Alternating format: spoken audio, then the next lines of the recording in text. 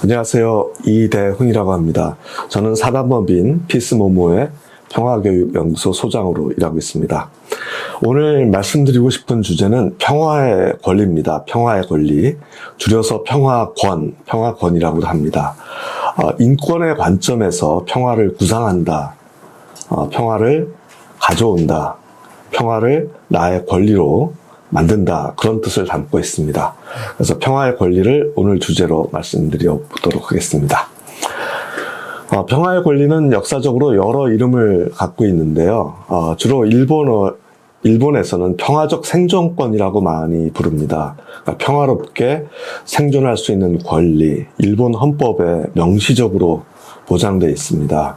그래서 평화를 인권으로서 헌법에 담은 몇몇 안 되는 나라 중에 하나가 또 일본입니다. 헌법에 있습니다. 최근에는 보통 국제적으로는 평화의 인권이라고 부릅니다. 그래서 영어로 Human Right to Peace라고 하는데요. 평화의 인권 5글자잖아요. 그래서 이제 줄여서 평화권 이렇게 부릅니다. 인권 저희가 많이 평등권, 투표권, 자유권, 사회권, 복지권 이렇게 부르는 것처럼 줄여서 평화권이라고 부릅니다. 이 속에 핵심적인 사상, 철학, 동시에 국제적인 합의가 숨어 있는데요. 평화권을 알려면 이걸 꼭 알아야 돼요. 그것은 국가 안보보다 우선하는 안보, 안전보장이 있다. 그것은 시민의 안전보장이다.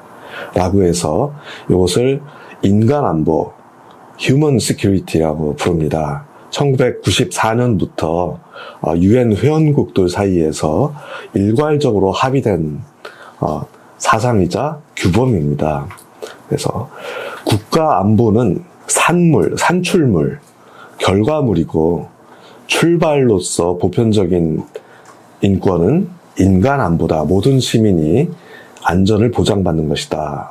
라는 것이 이제 1990년대 첫 번째 토대고요. 이것이 발전해서 평화의 권리로 정착됐다. 국제적으로 정착됐다. 한국은 아직입니다. 국제적으로 정착됐다. 이렇게 말씀드릴 수 있겠습니다.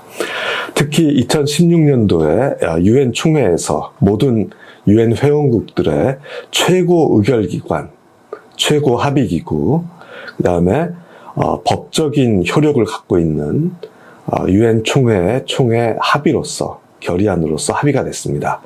그래서 평화권은 실제하는 법이고요. 인권법이고요. 각 나라의 UN 회원국의 사법부가 국제법에 충실히 따를 의사가 있다면 평화권을 지금부터라도 도입해야 되는 그러한 인권의 하나가 되겠습니다. 조금 그래서 자세히 살펴보겠습니다. 2016년도 UN 총회 평화권 선언은 1조에 모든 사람의 인권이 증진돼야 되고 보호, 발전돼야 되고 그 중에 하나로서 평화를 누릴 권리가 있다라고 못 받고 있어요. 기존의 국제인권법에서 평화를 누릴 권리를 명시하지 않았기 때문에 UN에서는 회원국들의 전면적인 합의를 통해서 제1조에 평화의 권리도 인권이다라고 선언을 했습니다. 평화의 권리도 인권입니다. 네. 살상하지 않을 뿐만 아니라 살상으로부터 피해를 당하지 않을 권리, 전쟁하지 않을 뿐만 아니라 전쟁으로부터의 피해로부터 보호를 받을 권리, 전쟁이나 적대적인 행위에 참여하지 않을 권리로서 평화의 권리가 인권의 하나로 선포되는 순간이었습니다. 2조를 살펴보면 평등과 무차별, 정의와 법치를 존중, 실행, 증진해야 되고 인권 조항에서 당연히 나오는 것입니다. 그 다음이 중요한데요. 평화를 구축하기 위해서는 공포와 결핍에 대한 자유를 보장해야 된다. 이렇게 됩니다. 자, 두 가지 요소입니다. 공포로부터의 자유. 협박을 당하지 않을 권리가 누구에게나 있는 보편적인 권리라는 뜻입니다. 그 다음에 결핍의 고통으로부터 자유로울 권리가 누구에게나 보장된 권리라는 것입니다. 자, 공포와 결핍으로부터의 자유. 자, 이 점을 곰곰이 생각하고 한국 사회에도 한번 적용을 해보고요. 공포와 결핍으로부터의 자유. 북한 사회에도 한번 적용을 해보고요. 네, 다른 나라에도 한번 적용을 해보고요. 해봤으면 좋겠습니다. 굉장히 중요하죠. 사람이 인권, 존엄성을 유지하고 살 수 있는 최소한의 조건을 누려야 하고요. 그 최소한의 조건을 보장할 의무가 국가에게 있는데, 이 평화권 선언은 우리가 공포와 결핍으로부터의 자유도 누릴 권리가 있다라고 명시하고 있습니다. 자, 이것은 지금까지 저희가 성역으로 비판을 못해왔던 국방이나 전쟁이나 군비 경쟁이나 다른 나라에 대한 협박이나 또는 결핍, 굶주림, 봉쇄, 자원 강탈 이런 걸 통해서 다른 사람들을 불안하게 만드는 그러한 일들에 대해서 굉장히 중요한, 그러한 일들을 못하게 만드는 굉장히 중요한 국제적인 규범이 만들어졌다라고 볼 수가 있겠습니다. 세 번째 조항도 굉장히 중요한데요. 세 번째 조항은 줄여서 얘기하면 시민사회가 1조, 2조에서 얘기하는 공포와 결핍으로부터의 자유를 추구하기 위해서 노력하는 일들에 대해서 국제기구가 지원해야 된다고 명시하고 있어요. 그래서 평화권은 한 나라 안에서 그냥 알아서 잘하는 요소가 아니라 국제적인 지원을 해야 된다고 명시하고 있습니다. 그래서 어떤 나라가 전쟁의 위협을 받고 있다, 어떤 나라가 결핍의 위협을 받고 있다, 근데 그 나라 시민들이 거기서 벗어나기 위해서 노력을 하고 있다고 하면 국제사회가 이것을 지원하도록 되어 있습니다. 지원하지 않으면 이 유엔 총회의 평화권 선언에 이 합의에 위배하는 일이 되게 되겠습니다. 네 번째도 여전히 중요한데요. 네 번째는 평화교육을 의무적으로 해야 된다라는 조항입니다. 자, 이것이 이제 유엔 평화권 선언의 핵심적인 것이고요. 네 번째, 평화교육을 의무적으로 해야 된다는 것까지 포함되어 있어요. 유엔 회원국은 이 합의를 잘 따라야 되는 의무가 발생하게 됩니다. 물론 유엔은 각 나라의 사법부나 각 나라의 법 집행기관과 같은 그러한 집행기관을 갖고 있지 못합니다. 행정적 집행기관만 갖고 있어요. 그래서 어떤 나라가 이 의무를 준수하지 못하면 처벌할 수 있는 방법은 없습니다. 그래서 각 나라가 성실하게 의무를 해야 되는데, 앞으로 두고 봐야 되는 상황입니다. 자, 여기서 조금 더 깊게 들어가고 싶으면 유엔 안보리 결의안도 참조할 수 있는데요. 전통적으로 국제법에서는 유엔 안보리 결의안이 유엔 총회 합의보다 더 높은 법적인 규범입니다. 이것은 반드시 제곱 지켜야 되는 그러한 결의안들이 됩니다.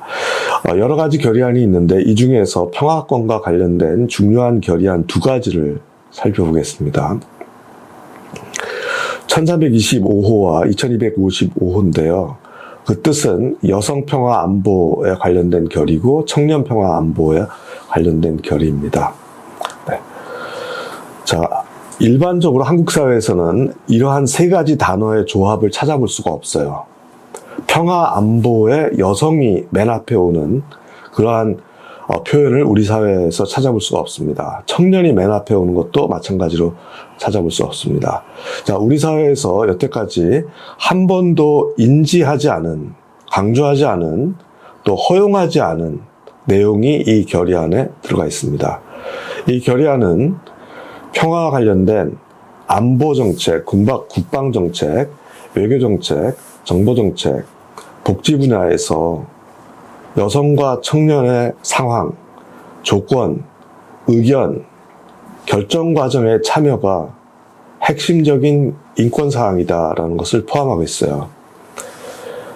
이것을 지키지 못했을 경우에 그 나라의 안보, 국방, 외교, 정보, 복지 정책은 국제 규범의 국제 인권 제도의 심각한 위배다라는 사항을 담고 있습니다. 이 영역 중에서 국방안보 외교는 아무리 민주화된 국가라고 하더라도 일반적으로 시민들이 배제된 영역입니다. 국방안보 외교. 시민들의 알 권리가 거의 없는 존재고요. 국회에서도 쉽게 검증하거나 통제하지 못하는 영역이었고요. 특히 국방 외교는 국외 세력, 그러니까 외부의 강대국의 세력이 그 나라 주권자 시민의 주권보다 훨씬 더 강력한 권력, 결정권을 갖고 있는 영역이기도 합니다. 한국도 마찬가지죠. 저희 외교 국방 분야의 의사결정에서 시민의 배제는 아주 두드러진 반면 외국에 있는 강대국의 영향력은 국회를 초월해서 매우 강력하죠. 자, 이것이 유엔 안보리와 유엔 총회의 평화권 선언에 비추어 보면 위반입니다. 잘못된 것입니다. 인권을 보장하는 국가로서 할 수 없는 일을 하고 있다는 뜻이 되겠습니다. 자, 이것이 평화권이니까 평화권은 굉장히 미래지향적이라고 얘기할 수 있고 멀리 국제적인 것이다 라고도 얘기를 할 수가 있겠어요. 또 국가가 민주국가라고 하더라도 매우 어려워하는 영역이다 라고도 짐작할 분들이 계실 것 같습니다. 그런데 평화권은 인권으로서 인정이 된 것입니다. 유엔 회원국의 합의를 통해서. 인권은 누구에게나 라는 뜻이 있어요. 언제나 라는 뜻이 있습니다. 보편성이 있죠. 자, 그래서 누구에게나 언제나를 한번 생각해보고 우리 주변에 혹시 평화권을 열심히 추구하고 이미 그것을 결정한 시민들이 있는지 없는지 한번 살펴보면 좋겠습니다. 그래서 제주 강정의 상황을 한번 살펴보면 좋겠습니다. 제주 강정에 주민들의 다수의 뜻에 위배해서 다수의 뜻을 사실상 압살하고 굴복시키고 국가가 속임수를 쓰고 돈으로 일부 주민들을 영향력을 미쳤다는 그러한 컴플레인트도 나오고 있고요. 이런 상황에서 거대한 해군기지, 현재 미 해군이 거의 자유롭게 들락날락거리는 그런 거대한 해군기지를 주민들의 뜻에 반해서 건설해 버렸습니다.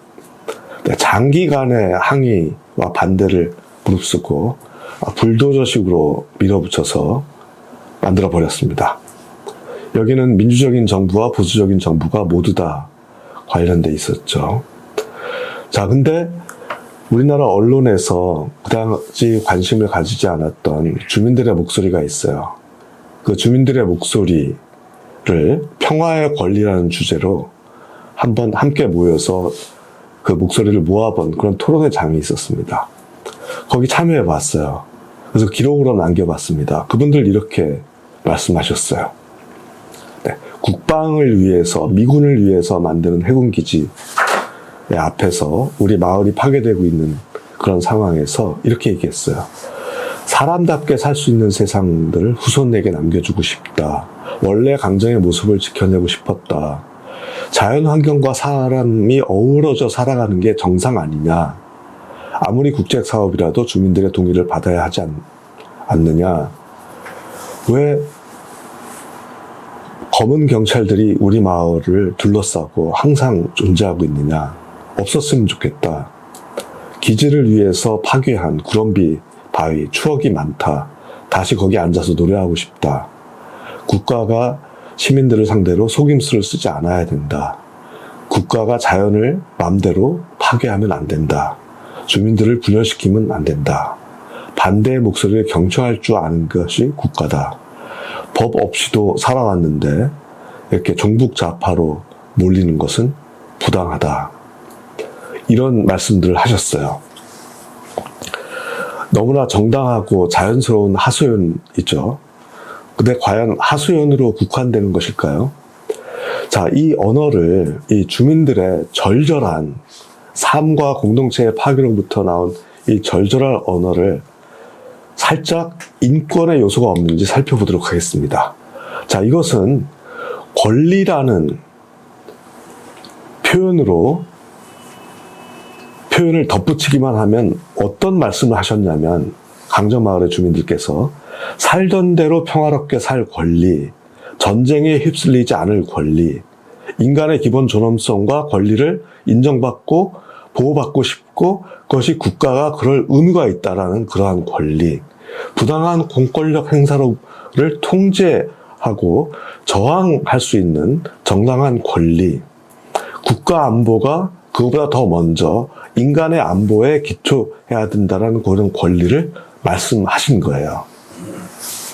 자, 이것이 아까 말씀드린 인간 안보, 국가 안보보다 먼저 인간 안보가 먼저 있다.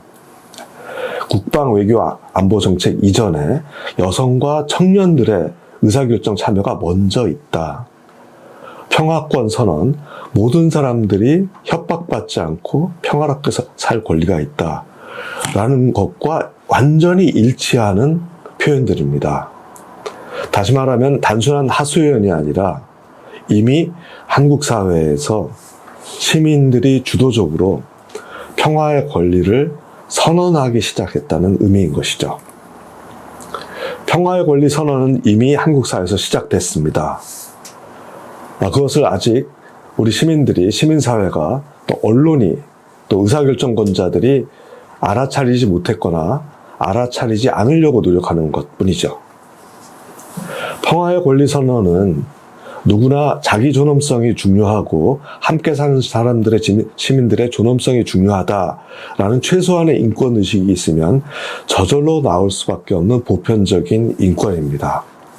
그래서 어렵게 설명할 필요가 전혀 없습니다. 공포와 결핍, 전쟁과 살상으로부터 자유로울 수 있는 권리가 인류 사회에서는 오랫동안 보편적 권리로 상식으로 이해해 왔습니다. 자, 그럼 조금 더 체계적으로 나가볼까요? 체계적으로 나가는 것은 역시 인권운동, 평화운동을 살펴봐야 됩니다. 왜냐하면 지금까지 국제적인 인권 규범, 그러니까 국내적인 인권 규범보다 국제적인 인권 규범이 훨씬 앞서가고요. 국제적인 인권 규범이 앞서갈 수밖에 없는 이유는 그것은 국제인권법을 만드는 데 있어서 세계적인 인권운동, 평화운동이 앞서 있기 때문에 그렇습니다. 훨씬 양적으로 많고 UN 제도는 다행히 이러한 시민사회의 목소리를 반영하는 제도를 갖고 있기 때문에 그렇습니다. 그래서 인권운동, 평화운동이 평화권을 어떻게 체계화시켰는지를 살펴보면 저희는 평화권의 갈 길을 미리 파악할 수 있습니다. 이 평화권 논의의 집약은 2010년도에 스페인 산티아고에서 일어났습니다. 전 세계에 1000개가 넘는 그러한 인권단체, 평화단체들이 10년이 넘는 기간 동안 논의하고 검토하고 법적인 모든 것을 따져서 검토해서 평화권 선언의 표준안을 만들었고 이 표준안이 유엔을 통해서 각 국가의 국회를 통해서 채택되도록 지금 노력하는 캠페인하는 중입니다. 여기에 보면 전문에는 평화권은 반드시 보장되어야 되는 인권의 일부이고 그것은 유엔의 존재 이유이고 유엔의 회원국들의 필수적인 의무다라는 것을 논증하고 있습니다. 그러니까 유엔 체제를 존중하고 유엔의 회원국인 이상, 그다음에 한국처럼 대한민국의 헌법처럼 각국의 헌법이 국제법을 존중하도록 제정된 이상 평화권은 필수적으로 그 나라 헌법에 반영돼야 되는 필수적인 인권이라는 것을 법리적으로 담고 있습니다. 저는 이것을 국회에서 입법하시는 분들, 사법부에서 법리적 판단을 내리시는 분들이 꼭 알아야 된다고 생각을 합니다. 자, 그래서 이 인권평화단체들이 집약한 가장 체계적인 평화권의 체계를 보면 1조에 개인과 집단, 사람들은 평화의 권리를 가진다라고 모든 1조가 이렇게 돼 있죠. 인권선언에. 두 번째가 중요한데요. 두 번째가 교육권이 제일 앞에 나와요. 그러니까 평화의 권리를 실현하기 위해서는 평화 교육이 의무적으로 돼야 된다는 뜻입니다. 그래서 저는 이것을 교육기관에 호소드리고 싶어요. 한국과 같이 국방, 외교, 안보가 이 분야에서 시민의 주권이 굉장히 취약하고요.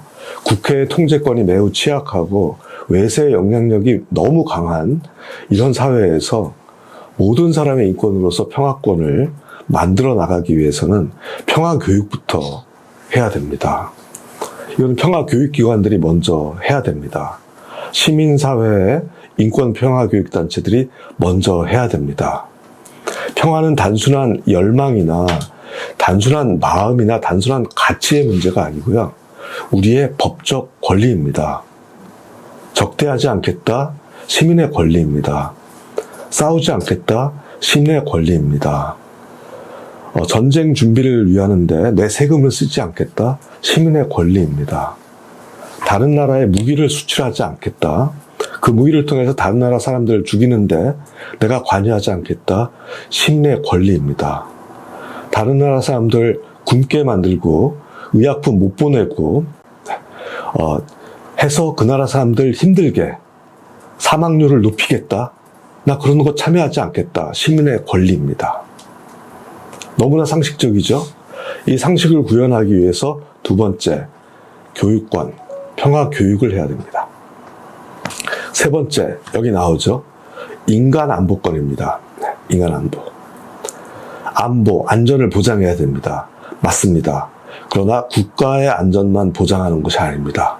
국가를 구성하고 있는, 공동체를 구성하고 있는 그 시민들의 안전을 먼저 보장해야 그때 국가의 안전이 보장된다고 볼 수가 있겠습니다. 너무나 상식적인 것을 회복해야 됩니다.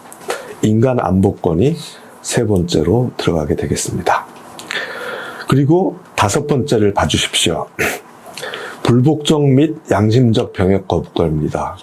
즉 다른 사람에 대한 살상에 참여하기를 나는 거부하는 권리가 있다. 한국에서도 인정이 됐죠. 작년인가요? 작년에 저희도 인정이 됐습니다. 그 대체복무의 권리가 인정이 되면서 병역에 참여하지 않을 권리가 부분적으로 인정이 됐어요. 왜 부분적이냐면 한국에서 이 대체복무가 이제 국제규범에서 말하는 보복적인 형태로 지금 병역 참여 안 하니까 몇 배로 더 고생해야 된다라는 보복의 원리로 대체복무제가 실현되고 있기 때문에 지금 양심적 병역 거부의 권리가 100% 보장된 것은 아닙니다. 그럼 부분적으로 보장되기 시작했죠. 자, 여기에 주목해 주십시오. 대체 복무 제도를 이제 징벌적 형태로 나가지 않도록 개혁하고 개편하게 되면 저희는 한국은 양심적 병역 거부의 권리를 인정하는 상태로 진입한 것이고요.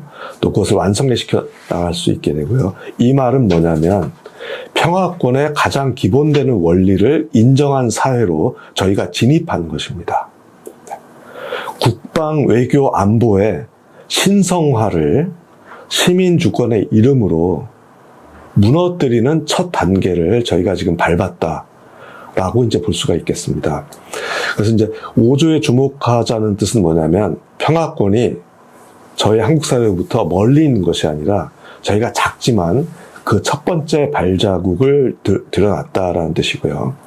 아시죠? 이 양심적 병역 거부권도 평화권의 하나로서 수백 명의 사람들이 수십 년 동안 감옥에 가서 부당하고 잔혹한 처벌을 받으면서 겨우 성취된 권리입니다.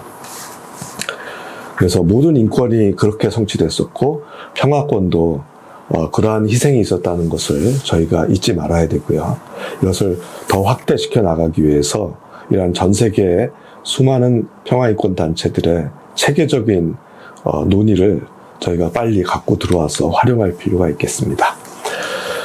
자, 한번 요약 정리해 보겠습니다. 인권의 특성은 다른 권리와 달리 보편성을 특징으로 갖고 있습니다. 즉 누구에게나 있어야 되는, 또 언제나 예외 없이 보장돼야 되는 것이고요. 인권은 멋있는 권리가 아닙니다. 최소한의 조건입니다. 사람답게 존엄하게 살기 위해서 최소한으로 보장되는 권리가 인권이라는 뜻입니다. 그렇다면 평화의 권리가 인권으로 보장됐다는 것은 지금 말씀드린 그러한 내용들의 권리가 인간의 존엄성을 지키기 위해서 필요한 최소한의 조건들이라는 것이에요. 공포와 결핍으로부터의 자유가 존엄성의 최소 조건이고요. 거기에 대해서 아주 어렸을 때부터 교육을 받을 수 있는 권리가 최소한의 조건이라는 것이고요. 다른 사람의 살상에 관여하지 않도록, 참여하지 않도록 보장해 주는 게 최소한의 존엄성의 조건이라는 것입니다.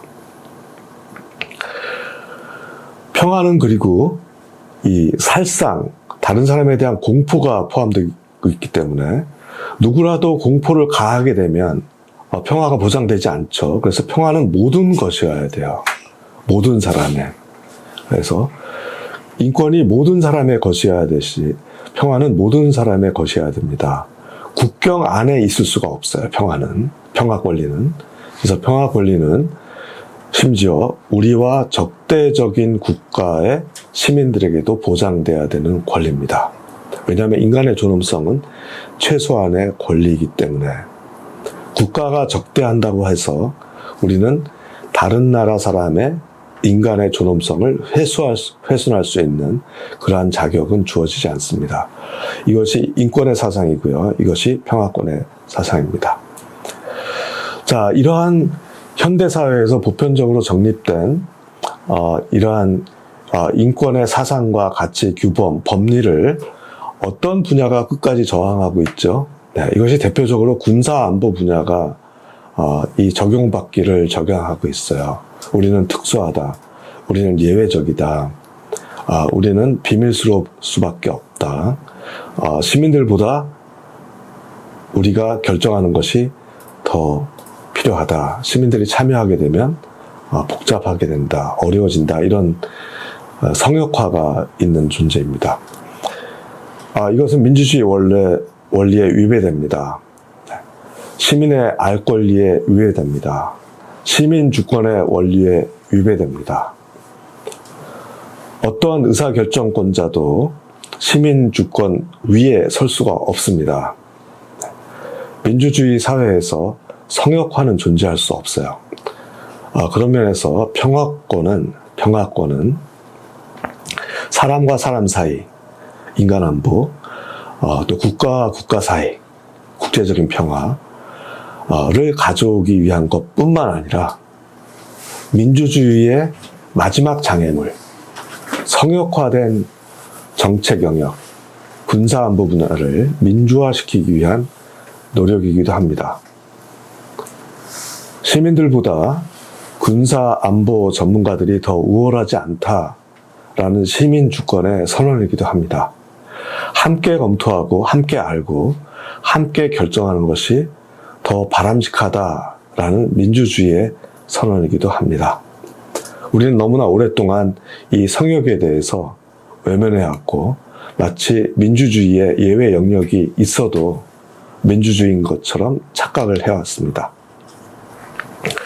다행히 최근에 와서 특히 2016년도 이후에 높은 수준의 국제적 합의가 만들어졌기 때문에 저희가 커다란 힘을 받았다고 볼 수 있습니다. 이 힘은 저희가 잘 활용해서 더 큰 힘으로 만들어야 됩니다. 특히 21세기에 절박합니다. 21세기에 정말로 절박한 인권입니다. 왜냐하면 군비 경쟁이 역사상 또 인류 역사상 이처럼 심한 시대가 없기 때문에 그래요. 저희 지금 무한대 전 우주적인, 전 지구적인 모든 영역과 지역을 포함시키는 군비 경쟁 시대에 처음으로 진입했습니다. 모든 우주를 다 포함하는 군비 경쟁 시대에 진입했고요.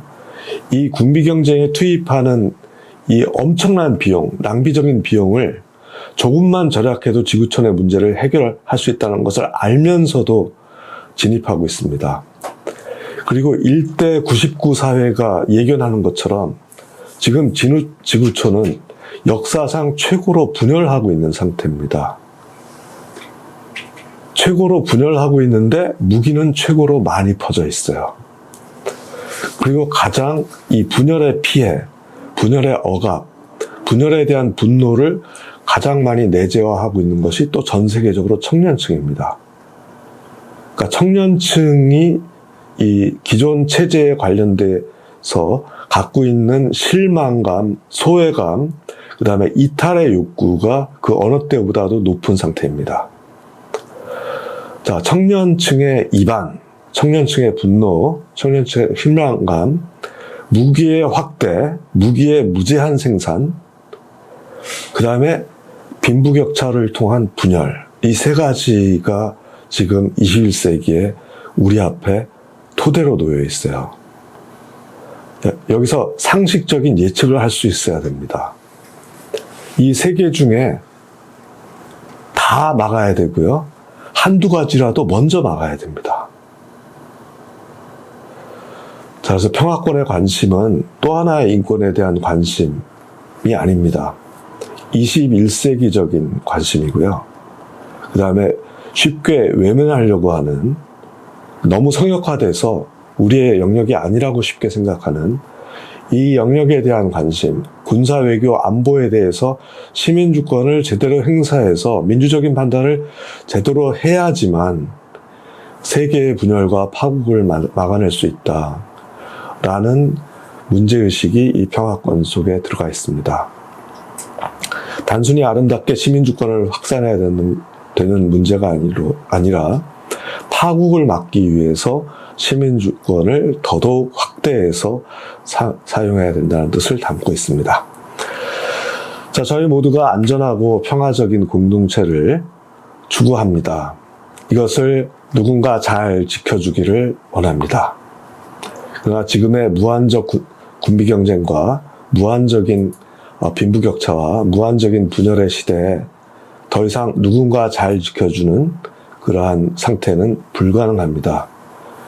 우리 모두가 서로를 잘 지켜줘야 되고요. 그것을 인간 안보로서 이해해야 되고요. 우리의 모두의 권리로서 이해해야 되고, 비적대와 비살상이 우리 모두의 권리와 우리 모두의 주권으로 들어올 때만 지금의 파국을 막을 수 있다는 통합적인 인권 의식이 필요하다고 생각을 합니다. 자, 그래서 플러스 1의 인권으로서의 평화의 권리, 평화권이 아니고요. 살아남기 위해서 공동체로서, 인류 공동체, 지구 공동체로서 살아남기 위해서 군사, 외교, 안보의 반민주성을 막아내기 위해서 평화권을 더더욱 공부하고 알고 홍보하고 또 실현해 나가는 노력이 필요하다고 생각합니다. 감사합니다.